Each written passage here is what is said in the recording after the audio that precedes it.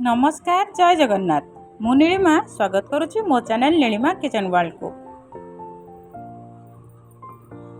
आज मु आपण मानक पई नै आसीची लाउ बा लोकीर परोटा। वीडियो को आरंभ रु शेष जाय देखिबे, भल लागिले लाइक शेयर सब्सक्राइब करनेबे। एथर चलंतु आरंभ करबा रेसिपीटी करबा पई मु एठी नै जाईची छोट लाउ को दी फाळा करने जाईची। एठी लाउ को दी फाळा करनेला परे प्रथमे लाउर चोपा छड़े नबा। मन रखिबे चोपा भलसे छड़ेबे। आउ लाउ भी आपण कम बेसी करके नहीं परिबे, जतिक आपन को दरकार सही हिसाब रे नेबे। आपन देखंतु ठीक वीडियो रे जेमिति मु देखौची ठीक सही प्रोसेस रे सेम प्रोसेस रे तार चोपा सब छड़े नबा।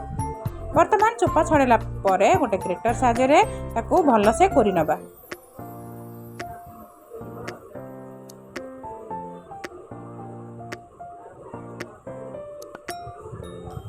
वर्तमान देखंतु जो प्रोसेस रे मु कोरिली ठीक सही सेम प्रोसेस रे करिवे। आ देखंतु ए ठीक एई भलिया सब लाउ को कोरि नबा। एबे देखंतु मु सब लाउ को कोरि नेली। एबे कोन करबा, लाउ को कोरि सरला परे लाउ को चिपुड़ देकी तार पानी सब बाहर करनबा। पानी बाहर करनबा द्वारा हमें केते अट्टा कोन केते पकेइबा सही हिसाब रे जानि परिबा। आ पानी रहला परे बहुत अट्टा लागि जिवो, हमें जानि परिबानी केते अट्टा कोन यूज करबा। वर्तमान देखंतु सब लाउ को एई भला चिपुड़ी पूरा पानी सब बाहर करनबा। तापरे सेई पानी जदि आउ किछि यूज दरकार हुए ताले हमें एई पानी को भी देई परिबा। वर्तमान लाउ को सब चिपुड़ नेला परे सेथिरे दे देबा पियाज एठी मु गोटे मीडियम साइज रो पियाज को पूरा छोट छोट करके काटिकी नै जाईची। पियाज को देला परे सेथिरे दे देबा आधा चामच रो हल्दी पाउडर, गोटे चामच रो लंका पाउडर, हाफ चामच रो जीरा गुंड पाउडर, आउ गोटे चामच धनिया पाउडर, स्वाद हिसाब रे लुण। आउ आपण जदि कंचा लंका पकेया चाहूचंदी ताले कंचा लंका भी पकई परिबे। एठी मोर छुआ जेहेतु खाइबो तेनु सेति पई मु कंचा लंका देइनी, राग होई जिवो। आपण केते राग खाइबे सेही हिसाब रे देबे। तापरे दे देबा हम एठी अट्टा मु गहम अट्टा नैची। आउ एई गिना रे मापिकी 2 गिना नैची। अट्टा नेला परे जो गिना रे अट्टा मापिकी नैतिली सेही गिना रे गोटे गिना सुजी नैची। सुजी दबा द्वारा पराठाटी आमर बढ़िया क्रिस्पी आउ भल नरम भी हम। ता सहित ये नहीं गली मु गोटे चामच घी तापर ए सब को मिसई नबा।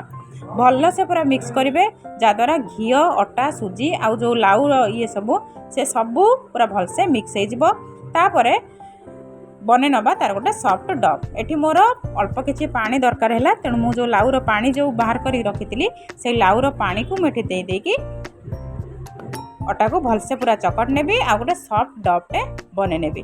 मन रखिबे जेहेतु आमे सुजी पकई चंदी तेणु अटार डॉटी को टिके सॉफ्ट रखिबे जहाद्वारा सुजीटी आमर भलसे भिजी जिवो। वर्तमान तो घोड़े की 15-20 मिनिट छाड़ देइतिली। प्राय 15 मिनिट पर मु आपन देखंतु डॉटी मोर पूरा भलसे सॉफ्ट हो जाइछि।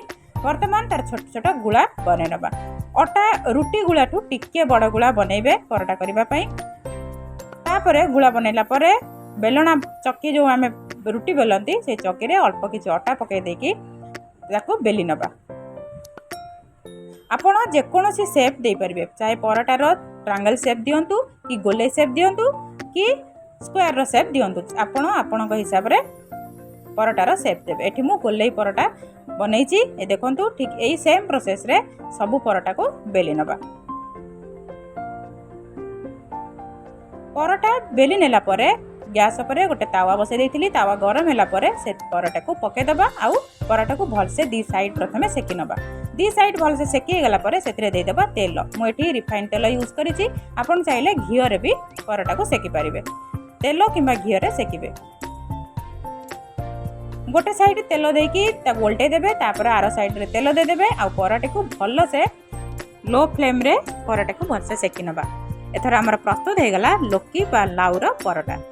आशा करुच्ची वीडियोटी आपन को निश्चित भल लगी लाइक शेयर सब्सक्राइब निश्चित करेंगे। आदौ भूलें आ कमेंट माध्यम निश्चित जनइबे वीडियोटी आपन को केमिति लागिला।